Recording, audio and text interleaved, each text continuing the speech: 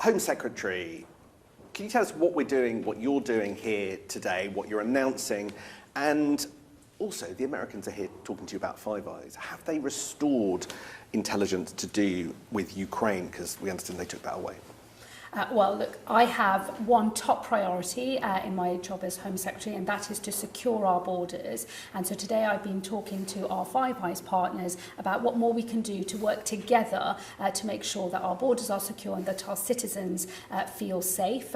We think that there is interesting space for collaboration, particularly on how we deal with countries who do not take their citizens back. So making sure that we are able to return out of our countries people who have no right to be in our countries and send them back to their home country. So for the countries that do not play ball, we've been talking about how we can take much more coordinated action between the Five Eyes countries. And for us, that means including possibly the cutting of visas in the future, just to say, you know, we do expect countries to play ball, play by the rules, and if one of your citizens has no right to be in our country, you do need to take them back. So cutting visas to countries that don't agree returns deals as Reform have proposed and as the Tories have proposed? Well, this is a Labour government with Labour policy and Labour proposals. We've been looking at this for some time. It's been discussed already across the government, and I'm very clear that there has to be a strong approach to maintaining our border, and that does mean saying to countries who do not take their citizens back that we're not simply going to allow our laws to remain unenforced, that they do have to play ball, they have to come to the table, and if cutting visas is one of the ways to do that, then I'll do whatever it takes. I want to come on to you as the new Home Secretary in just a moment, but before we do that, do you fancy the job of Deputy Leader of the Labour Party? Are you going to go for that? Well, I'm the Home Secretary, so that is my job, and my top priority is securing our borders. I will not be running for Deputy Leader of the Labour Party. So you are the new Home Secretary. I suppose what people want to know is, are we going to see a change of approach and policy, or just a sort of change of vibe? For instance, on small boats, do you think that the deal with the French, one in, one out, and the deal with the French to disrupt the boats going across the Channel, which may or may not get through the French Parliament if that dissolves later today, is enough? Or could we expect you to do more to stop the boats other than what your predecessor did? Oh, well, look, I'm 3 days into the job. I have a very strong foundation to build on. Yvette Cooper, my predecessor, had real success in getting returns to 35,000. I think that was a real step change from the terrible inheritance we had from the previous Conservative government. And of course, she was able to strike that landmark deal with the French. That's an international binding treaty between us and the French government. And of course, it's not for us to comment on the domestic political affairs in France, but we will be looking to, of course, continue with the treaty that we have agreed. But that is a strong foundation for me to build on as the new Home Secretary. I will be looking to go further and faster because I am very clear I have one top priority in this job, and that is to secure the borders. I will do whatever it takes. And for those who've worked with me already in government and in my previous brief, I think people can tell I'm not the sort of person that hangs around. I want to understand how you differ to your predecessor. For instance, there's been some very recent talk about digital ID cards being an answer for migration and people who come over here. Could you just sketch out your view of ID cards? Do you have a long-standing view? What is it? Could everybody expect to have a digital ID in the future in order to, one of the reasons to be to tackle migration? Well, look, my long-term personal political view has always been in favour of ID cards. In fact, I supported the last Labour government's introduction of ID cards. The first bill I spoke on in Parliament was the ID cards bill, which the then Conservative Lib Dem coalition scrapped.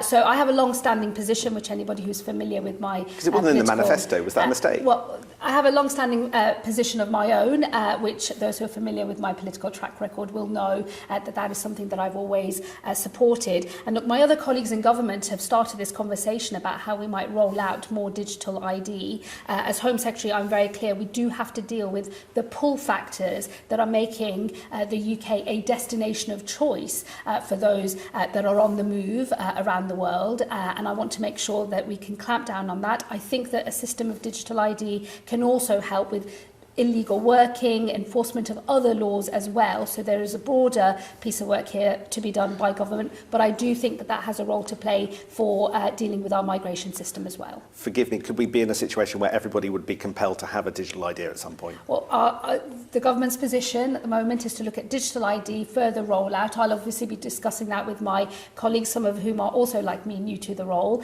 but we will be setting out our plans in the very near future about how we want to deal with the pull factors. The Prime Minister has also been clear. We have got to deal not just with disrupting the trade in people that is bringing people across the channel, but we've also got to deal with some of the reasons why they're getting in the boat in the first place, looking to come to the UK. And to our mind, digital ID has a role to play here.